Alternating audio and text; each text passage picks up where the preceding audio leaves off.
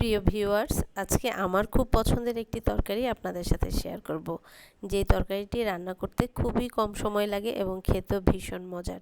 আপনারা যারা আমার নিয়মিত ভিডিও দেখেন তারা নিশ্চয়ই জানেন আমি কয়েকদিন আগে গরুর মাংসের কোরমা বানিয়েছিলাম।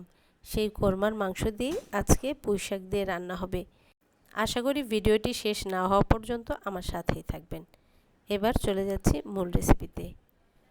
কোরমার মাংস দিয়ে পুঁইশাক রান্নার জন্য আমি প্রথমে কোরমার মাংসগুলোকে গরম করে নিয়েছি। এখান থেকে কয়েক টুকরো কোরমার মাংস নিয়েছি এবং সেগুলোকে ছোট ছোট করে ছিঁড়ে নিয়েছি।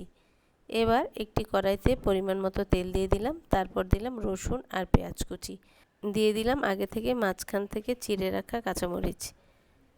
এই কাঁচামরিচ পেঁয়াজ একসাথে 2-3 মিনিটের মতো তেলের মধ্যে ভেজে নেব। তারপর এর মধ্যে দিয়ে দিব 1 টেবিল চামচ আদা রসুন পেস্ট। আদা রসুনের গন্ধটা চলে যাওয়া পর্যন্ত অপেক্ষা করব। এবার এখানে দিচ্ছি 1 চা চামচ মরিচ গুঁড়ো, লবণ, 1 চা চামচ হলুদ গুঁড়ো, হাফ চা চামচ জিরে গুঁড়ো, হাফ চা চামচ ধনিয়া গুঁড়ো। এগুলো যেন পুড়ে না যায় এজন্য সামান্য পানি দিয়ে দিলাম। এখন এই সবগুলো মশলা একসাথে করে কিছু সময় কষিয়ে নিব। এই সময় চুলার হিট মিডিয়াম লোতে থাকবে। এভাবে কিছু সময় মশলাগুলো কষিয়ে নেওয়ার পর যখন এরকম তেল উপরে ভেসে উঠবে তখন দিয়ে দিব কোরমার মাংসগুলো। কোরমার মাংসগুলো দিয়ে আরও 4-5 মিনিট কষিয়ে নিব।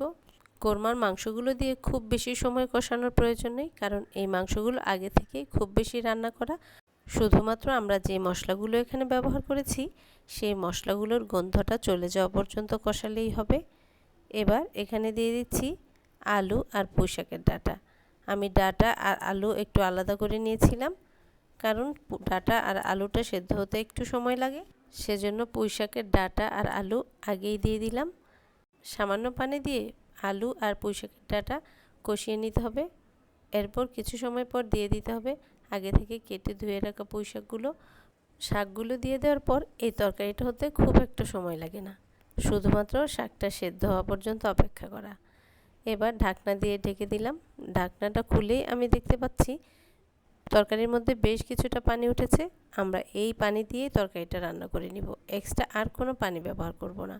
এক্সট্রা পানি ব্যবহার করলে তরকারিটি খেতে একটুও ভালো লাগবে না।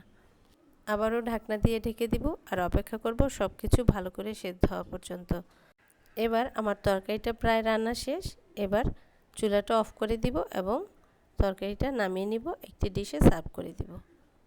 আবারও ফিরে আসবো নতুন কোনো রেসিপি নিয়ে। সে পর্যন্ত সবাই অনেক বেশি ভালো থাকবেন, সুস্থ থাকবেন, বেশি বেশি হাসবেন। আল্লাহ হাফেজ।